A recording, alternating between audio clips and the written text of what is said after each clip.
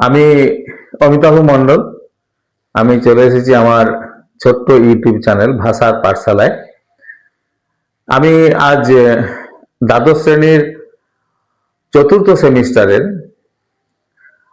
পাঠ্য বই বাংলা যে গল্প হলুদ পোড়া এবং হারুন সালেমের মাসি, এই দুটো থেকে কিছু প্রশ্ন দিচ্ছি সাজেস্টিভ।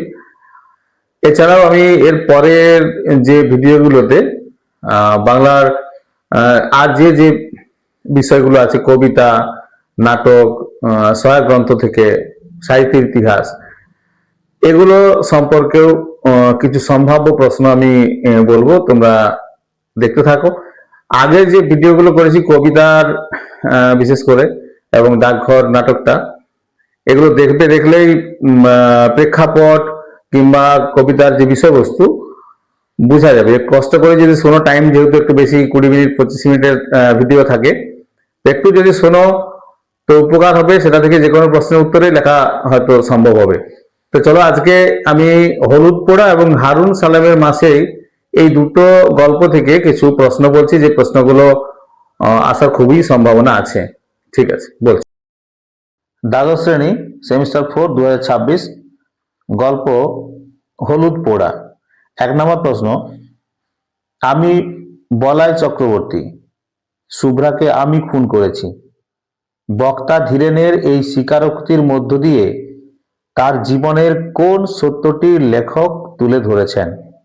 অথবা বক্তার এই উক্তিতেই নিহিত আছে হলুদ পোড়া গল্পের প্রাণবস্তু, ব্যাখ্যা করো। 2 নম্বর প্রশ্ন, পা টিপে টিপে ডোবার মাঠের দিকে এগিয়ে গেল। কে, কেন ডোবার মাঠের দিকে এগিয়ে গিয়েছিল? এর পরের ঘটনা বিবৃত করো। অথবা আকাশ চেরা তীক্ষ্ণ গলায় আর্তনাদের পর আর্তনাদ শুরু করে দিল।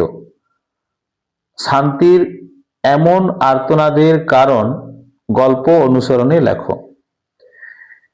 3 নম্বর প্রশ্ন, হলুদ পোড়া থেকে, ছোট গল্প হিসেবে হলুদ পোড়া গল্পটি কতদূর সার্থক তা নিজের ভাষায় লেখো। এরপর হারুন সালেমের মাসি, এর থেকে প্রশ্ন বলছি। 1 নাম্বার, হারুন সালেমের মাসি গল্প অনুসরণে গৌরবীর মাতৃরূপের পরিচয় দাও।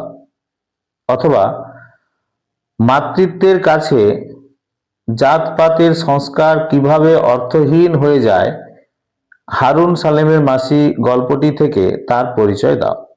অথবা গৌরবীর শুকনো বুকে যেন কিসের ঢেউ লাগলো, গৌরবীর মাতৃত্বের সামনে জাতপাতের সংস্কার যেন অর্থহীন হয়ে ওঠে, হারুন সালেমের মাসি গল্পটি অবলম্বনে তার ব্যাখ্যা দাও। এরপর হারুন সালেমের মাসির 2 নম্বর প্রশ্ন, হারুন সালেমের মাসি গল্পটি ছোট গল্প হিসেবে সার্থক, বিচার করো। আমি এই কয়েকটা প্রশ্ন বললাম, এগুলো করো, আর এগুলো করলে কিন্তু অন্যান্য যে প্রশ্ন থাকবে সেগুলো উত্তর দিতে পারবে। আর গল্পটা ভালো করে পড়ে রাখো, তাহলে কি হচ্ছে, যদি লাইন তুলে যে প্রশ্ন হবে সে প্রশ্ন উত্তর দেওয়া যাবে এই প্রশ্নগুলো করা থাকলেই। ঠিক আছে, ধন্যবাদ।